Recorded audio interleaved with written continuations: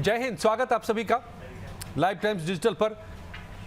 बांग्लादेश को भारत ने अब ये हैसियत उसकी बता दी है कि पाकिस्तान के इशारे पर उड़ना बंद कर दे। बांग्लादेश बैटिंग करने में बांग्लादेश लगा हुआ था पाकिस्तान की। सार्क सार्क सार्क सार्क सार्क की रट लगाए हुए था पाकिस्तान के इशारे पर, क्योंकि पाकिस्तान ने कुछ फुलझड़ियां भेजी थी पिछले दिनों, थोड़े से बम गोले बारूद। या बांग्लादेश को डुबोना चाहते हैं, बह के बे ऑफ बंगाल में आप चले जाएंगे हैं। तो विदेश मंत्री ने उनको सीधे सीधे 2 लाइन में पूरी कहानी समझा दी। मस्कट में अभी मुलाकात हुई थी तुबिद साहब की भारत के विदेश मंत्री से। कह दिया कि ये पाकिस्तान की बैटिंग बंद कीजिए और आतंक की जो खेती आप लगाना चाह रहे हैं ना पाकिस्तान की मदद से, इसको हल्के में मत लीजिए। फिर आप आतंकिस्तान अगर बनाना चाहते हैं बांग्लादेश को, इसका खुलासा आज खुद भारत सरकार के विदेश मंत्रालय के प्रवक्ता ने की है। रणधीर जायसवाल साहब ने कहा है कि मस्कट में उनको समझा दिया गया। अब ये सार्क का क्या है मसला और क्या समझाया गया, इसको समझिए। बड़ा ही इंटरेस्टिंग है और ज़रूरी भी है समझना। असल में जब से ये यूनुस साहब डीप स्टेट की मदद से, जिसका अब खुलासा हो चुका है पिछले वीडियो में मेरे आप देख सकते हैं कि कैसे अमेरिका के पैसे से तख्ता पलट कराया गया, और उसके आर्किटेक्ट और कोई नहीं, खुद यूनुस साहब थे। दुनिया ने समझा था कि बड़े भद्र मानुस हैं, भद्र मानुस बांग्ला में कहते हैं, बड़ी जेंटल नोबल प्राइज विनर भी। लेकिन असल में वो बड़ी ही शातिर किस्म के निकले, जो अब जानकारी आ रही है। मोटा पैसा आया था और उसके बदौलत तख्ता पलट किया और क्या क्या किया, वो तमाम बातें मैंने पिछले वीडियो में कहा है। लेकिन जब से जनाब सत्ता में आए हैं तो पाकिस्तान से गलबैयाँ डाली। जिस पाकिस्तान ने यहाँ 30 लाख से ज़्यादा लोगों को क्या किया था, कत्लेआम हुआ था 1971 में, क्या क्या हुआ था वो भी इतिहास आपके सामने है। तब से ये भाई साहब पाकिस्तान के इशारे पर सार्क की रट लगाए हुए थे कि सार्क की मीटिंग कर लीजिए, सार्क की मीटिंग होनी चाहिए, सार्क को एक्टिवेट करना चाहिए। अब ये क्या है मसला सार्क का, समझिए।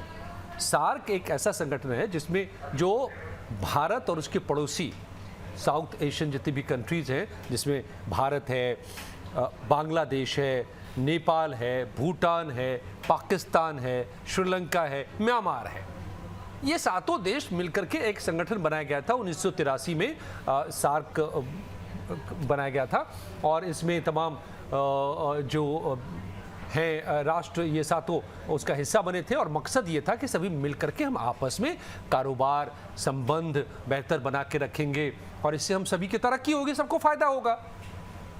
बहुत अच्छी बात थी, भारत ने बिल्कुल इसका समर्थन किया। और 1983 में पहली बैठक हुई थी, स्थापना ढाका में ही इसकी की गई थी 8 दिसंबर 1985 को, और ये चल रहा था। लेकिन 2016 में एक ऐसा पड़ाव आया कि भारत को ये कहना पड़ा कि अब पाकिस्तान से कोई संबंध नहीं। जब उरी अटैक हुआ था, भारत ने कह दिया कि बहुत हो गया दोस्ती और ये दगाबाजी का खेल भारत पाकिस्तान का। अब तभी होगी दोस्ती पाकिस्तान से जब ये दगाबाजी बंद कर देगा, आतंक के रास्ते को छोड़ देगा पाकिस्तान, आतंक की फैक्ट्री को बंद करेगा पाकिस्तान। तब तक पाकिस्तान से कोई संबंध नहीं।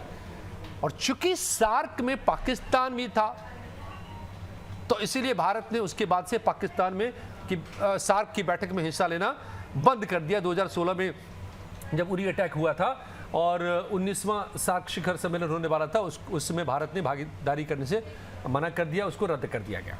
भारत नहीं तो फिर सार्क का क्या मतलब? बाकी जो कंट्रीज़ हैं उनसे कोई सार्क का मतलब नहीं। अब जब से यूनुस साहब आए तब से सार्क की रट लगाए हुए थे भाई साहब, क्योंकि पाकिस्तान भी भुखमरी के कगार पर है और बांग्लादेश भी उसी तरह बढ़ रहा है पाकिस्तान के साथ गलबैयाँ डाले हुए। तो भैया सार्क को एक्टिवेट कीजिए। ठीक है, मस्कट में मिले तो वहाँ पर झाड़ दिया, अकल ठिकाने ला दिया बांग्लादेश की। जयशंकर साहब ने कहा कि लिसन मैन, क्या आप चाह रहे हैं? आतंकवाद का साथ देना चाह रहे हैं आप? आपको मालूम नहीं है क्या कि हम क्यों नहीं सार्क की बैठक कर रहे हैं और क्या हमारा कंडीशन है?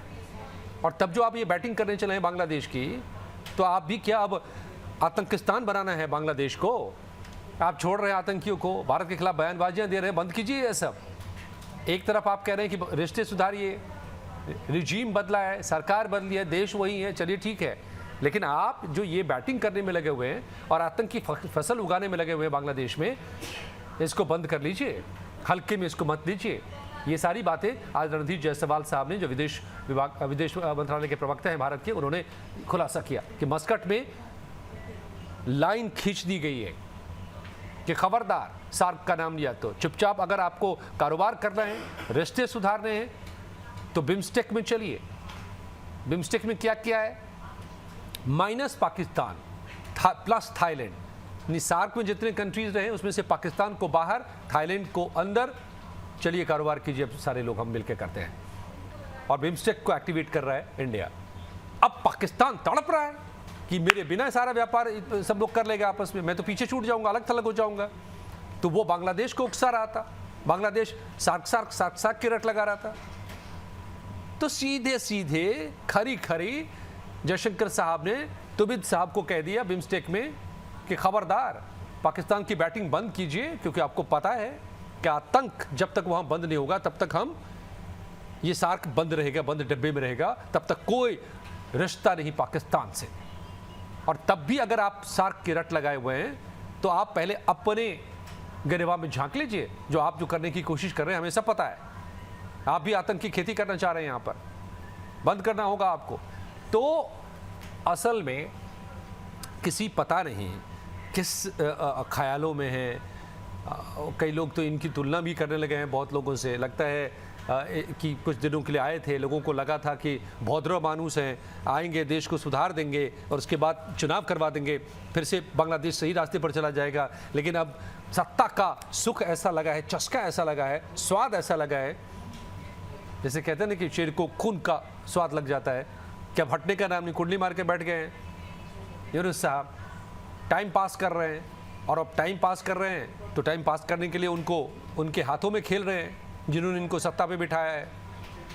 और जिनके हाथों में खेल रहे हैं वही कट्टरपंथी डीप स्टेट वगैरह वगैरह। तो वो चाह रहे हैं कि यहाँ पर आप एंटी इंडिया कैंपेन चलाओ, भारत को बदनाम करो कि ये सार्क को नहीं एक्टिवेट होने दे रहे हैं। तो बिम्स्टेक में हुआ ये कि एक लाइन खींच दी गई और फिर बांग्लादेश को अकल आ गई कि भारत क्या कर दे तो बांग्लादेश का क्या हो जाए। तो आपको लगता है कि बांग्लादेश को अकल आ जाएगी, या फिर जो भूत सवार है उन ताकतों का और कट्टरवाद का और आतंक की खेती करने का, वो बाज नहीं आएंगे? आपको जो भी लगता है अपनी राय बताइए। लेकिन मैं आपको ये बता दूं कि अगर ऐसा कदाचित हुआ और नहीं संभला बांग्लादेश, तो वहां की 8 करोड़ जनता तबाह हो जाएगी, बांग्लादेश बर्बाद हो जाएगा। तो इससे, इसको बचने के लिए तौबा करनी चाहिए। पाकिस्तान की रट से, उसके इशारे पर चलने से, सार्क की रट से भारत की नसीहत को समझ लेना चाहिए। अपनी राय हमें ज़रूर बताइए। वीडियो पसंद आई हो तो लाइक कीजिए, शेयर कीजिए और सब्सक्राइब कीजिए चैनल को। धन्यवाद।